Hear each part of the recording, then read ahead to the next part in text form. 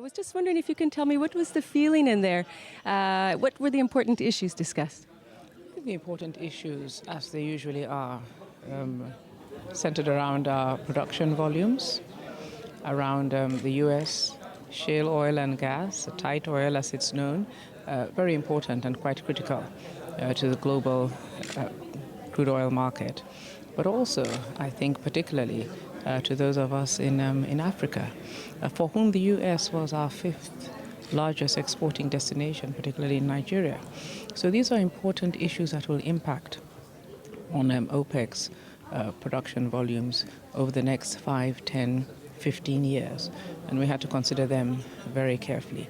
But all in all, the mood was pretty pleased with the fact that prices have remained fairly stable, and overall in the market we have seen a certain stability over the last 12 months that we hope will continue over the next 6 months. Hence, we kept the amounts and the volumes stable as we have in the last year.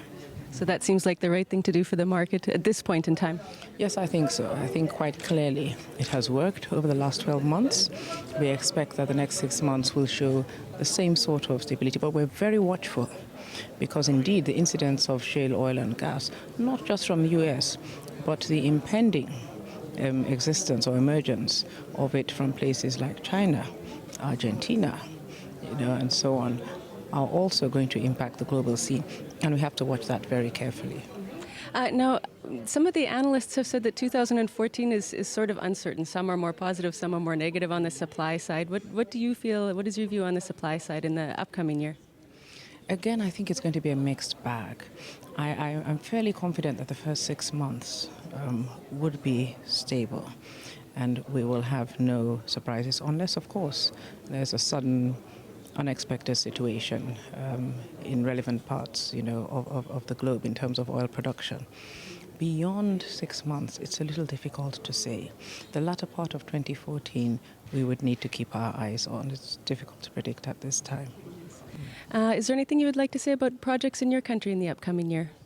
Well, yes. I mean, in terms of oil and gas, we are really moving very aggressively in commercializing our gas and tying it to the real sector.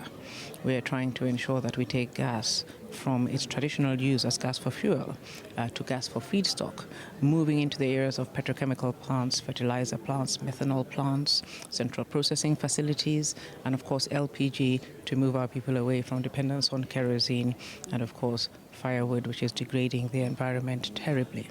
So there's a real push for gas, of which we have an abundance, 187 trillion cubic feet of discovered potential, 600 trillion cubic feet of undiscovered potential. The intent, of course, is to ensure that we tie the sector, which is a very highly capital-intensive sector, as you know, and therefore doesn't absorb most people, that we begin to tie it to the real sector, creating employments and jobs for the teeming masses of youth that we have in the country, and progressing the economy as we do so. So that is a major. In the downstream, we are going to be we're going to be privatizing our traditional refineries in Q1 of next year in an intent to move away from government trying to manage major infrastructural entities in line with Mr. President's transformation program, and to ensure that we get in private sector competitiveness, efficiency and expediency into the downstream refining sector, hopefully by 2020.